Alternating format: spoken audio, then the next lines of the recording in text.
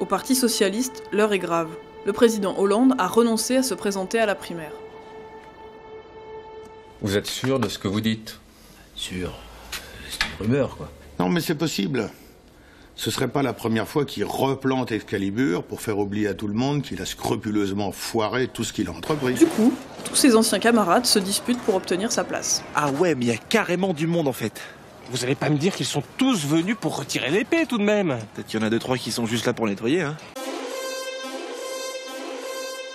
Certains, comme ses anciens ministres Arnaud Montebourg et Benoît Hamon, ont depuis longtemps fait sécession.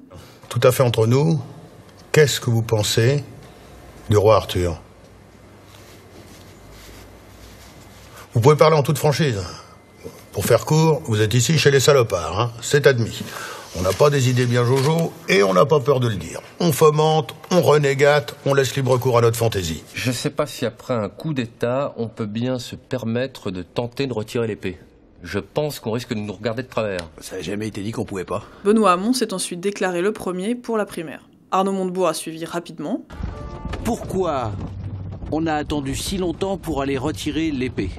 Non, mais je pensais que vous seriez le premier sur le coup, moi. Je ne veux pas me précipiter sur l'épée. Je crains qu'on en vienne à penser que je suis avide de pouvoir.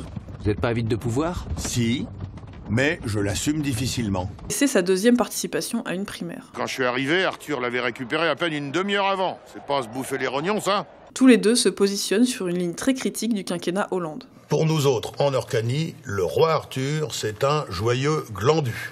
Au début, il y avait énormément de bonne volonté. Puis tout était à faire. Même Camelot, il a fallu construire. Hein. C'était stimulant. Parce que maintenant que c'est fini de construire, c'est plus stimulant. Parce que ça fait des années que je fais le ministre à Camelot. Non, attention. Vous seconder est un véritable honneur, Sire. Bah tiens.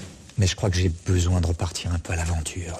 Ah non, mais vous allez pas vous tirer, vous aussi? En poste depuis 2014, bras droit de François Hollande, Manuel Valls a annoncé son ambition le 5 décembre. Moi j'en ai plein le cul de seconder un merdeux de 10 ans qui est même pas foutu de trouver un Graal ou de faire un gamin à sa femme.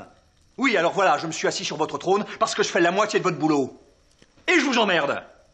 Revendiquant à la fois l'héritage de François Hollande, tout en cherchant à s'en démarquer, il se présente en homme fort. Non mais c'est bon, je comprends rien ce que vous dites. Qu'est-ce que ça veut dire pas souple? Mais pas souple, quoi, voilà. Avec vous, tout doit toujours être comme ça, être pas souple. Oui, bah vous êtes trop souple.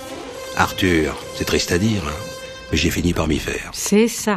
En somme, vous êtes un affectif. Bah peut-être. À point tel que quand l'épée sera replantée dans le rocher, vous ne ferez sûrement pas partie de la corde de Pignouf qui essaiera de la retirer. Bah peut-être pas. Vincent Peillon a surpris en se présentant lui aussi à la primaire pour défendre le bilan de François Hollande. Vous n'allez pas essayer ou bien? Je vais sûrement essayer, parce que ça serait trop bête. Il a expliqué que sa candidature n'avait lieu d'être que parce que François Hollande s'était retiré. Vous avez pas essayé? Si. Par acquis de conscience. Vous croyez vraiment qu'il faut que je fasse la queue? Ce que je sais, moi. La seule femme parmi les candidats fait aussi partie des anciens ministres de François Hollande. Mais étant à la tête du parti radical de gauche, Sylvia Pinel a d'abord refusé de participer à la primaire. C'est quand même gros qu'un homme de ma trempe soit obligé de poireauter derrière tous ces cons. Avant de changer d'avis, suite à la renonciation de François Hollande et à l'opportunité que représente finalement la primaire. Imaginez que ça marche. Mais ça peut pas marcher. Non mais imaginez. Il serait quand même dommage de passer à côté d'un poste de roi de Bretagne, c'est tout ce que je dis. Et puis si j'ai envie de revenir sur ma décision, je peux, oui. La question est, est-ce qu'on retire l'épée du rocher ou pas? Ah, c'est chaud. Honnêtement, il y a le pour et le contre. D'un côté, ne sommes-nous pas un peu jeunes pour nous enferrer dans une situation aussi rigide que roi de Bretagne? Non mais carrément. Moi, je voyais ça vachement plus tard. Hein. De l'autre côté, quel prestige! Jean-Luc Benamias et François de Rugy sont les deux candidats écologistes de la bande, mais aussi les deux moins connus du grand public. Qui c'est qui vient faire son rapport, là? Votre neveu et votre beau-frère. J'ai pas de beau-frère. Bah si, le frère de votre femme. Le frère de ma femme? Ah putain, oui, le frère de ma femme. Votre beau-frère.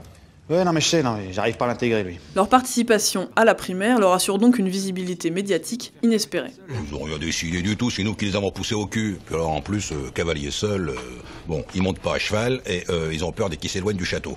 À tous les coups, ils sont dans leur pioule. Ça coûte pas bien cher de les faire descendre. Alors c'est ça, la stratégie moderne? Réunir 5 trous de balles en cercle et se balancer des fions?